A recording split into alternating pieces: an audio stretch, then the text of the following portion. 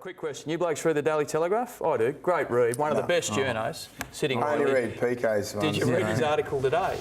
And it's I had to look for it, yeah. So it's all about the media, particularly those that report on the game, not getting enough access to the players and the coaches to help tell this rugby league NRL story. Yeah, I think it's a bit of a two-edged sword. I was speaking to Fazby in the green room there. You know, depends where you are in your career. Like, just say me, this is my 15th year. I've been through the highs and the lows, and then back through it again. You know, so I'm all for the media.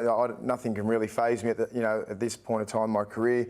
But just say if you're like you know, like a 5-year player, something like that, and you're really image conscious and everything like that, and you're worried about what everyone thinks of you and the image of the game, your mindset's a bit different. You know, you're 25 years old and you don't want to step out of line, all this kind of stuff. So, and you listen to your club all the time or your coach, they've got a lot of power over you. Yes. You know. Can I ask you though, Willie? Do you feel an obligation as a player to do your part in selling the game, in making people care about the game and at the read moment, about the at game? this time in my career, yeah, I do.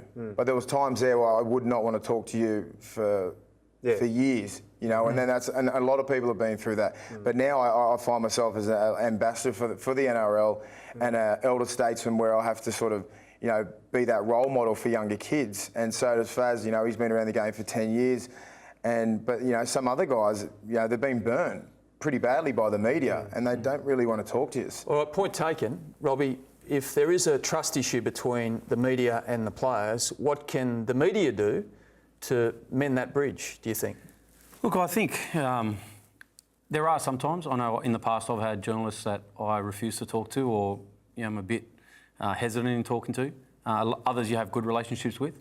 I think that the problem comes with some of the stories that they write or come at you trying to write. You know, and as Willie said, the older you get, you understand the angle they're coming from, and they come at you with a million questions. They ask it in different types of ways, but you know the answer they're trying to get. Yep. And I think sometimes that kind of, I guess, causes a rift in the relationship there.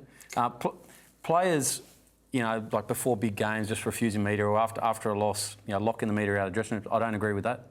I read the article today about, you know, what happened in the lead up to the season opener and after the Bulldogs game, and unfortunately, you just can't do that. You know, I get filthy after a loss more than any person ever, and I don't want to talk to anyone, but you just have to.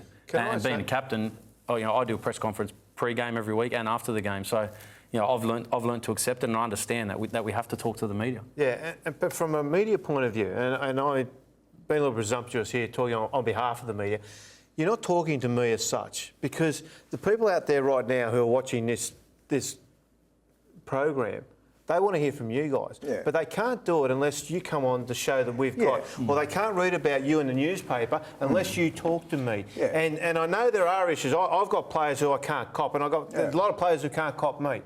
Yeah, believe that or not, Ben. I agree. I don't believe it. Can I just say, two of the best things I saw on TV last year was the Willie Mason interview with Andrew Johns through the final series and Robbie Farah on game day. Yeah. Now, I watched that and I'm a fan, and all of a sudden I'm completely engaged in you, the person. I stick around and watch the game. That was great television. I saw the week before they did a piece with, I think, Ricky Stewart. They mic'd him up as coach, and I saw that, and then the guys here at Fox approached me to do a piece the week after, and I thought that was great for the game, great for the people at home to see. And I invited them into my house game day. They follow me to the ground, and that was great. But I think the problem lies where, as I said, some journalists, you know, aren't really writing positive stories about rugby league. And that's the thing. The players just, if they get burnt once, they're just over it. Like a perfect example the other day, Dane Gagai, just a young kid. They want him to promote the game. We want to promote the game against Canberra this week. And they threw all these questions at him about, you know, the form and how we played on the weekend and all this kind of stuff. And then this one idiot asks a question about what happened in an Origin in the Origin camp, which had nothing to do with anything. It happened months ago. It's already been settled. And then the back page of the Herald was him about that incident. It had nothing to do with the game, you know what I mean? So then Gags looks at that and goes, look, he's a young kid, he's learning about the media, and then he put himself out there, which he doesn't do a lot, and you probably have young kids like as well, and then he gets burnt. You just go, well, I just don't you want. must You admit just don't want that to. does happen. It does happen like that. Of course it happens. But I would say from that point of view, if that was dealt with properly at the time, instead of then putting him in cotton wool and hiding him away, it was already dealt with because he in the never paper. answered the question. So it's up to the journalist to ask the question. Yeah, but how it's writing a headline about that going to promote the game on the weekend? I understand that. It's got nothing to do with the game. I understand that. But listen, from a big picture point of view, and this is what gets lost in our little arguments between media and players, right? Big picture point of view.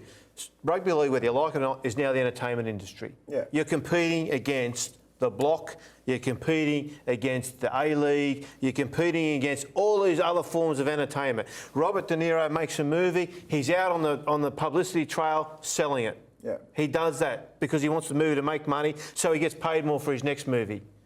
That's the big picture, and that's the way the players have got to start looking at this. They've got to start saying, let's just sell this game, because at the moment, if a rugby league story falls over in the paper, they might put a soccer story there or an AFL story. How much space is the AFL now getting in the Telegraph, whereas 15 years ago, it never got a quarter of that. It used to get 2 pages. Now If David Smith said, here's $1 million, Willie, to promote the game, I'll be doing it straight away. That's what you get to be on the show. Anyway, I'm off the show. You didn't know that, Robbie, did you?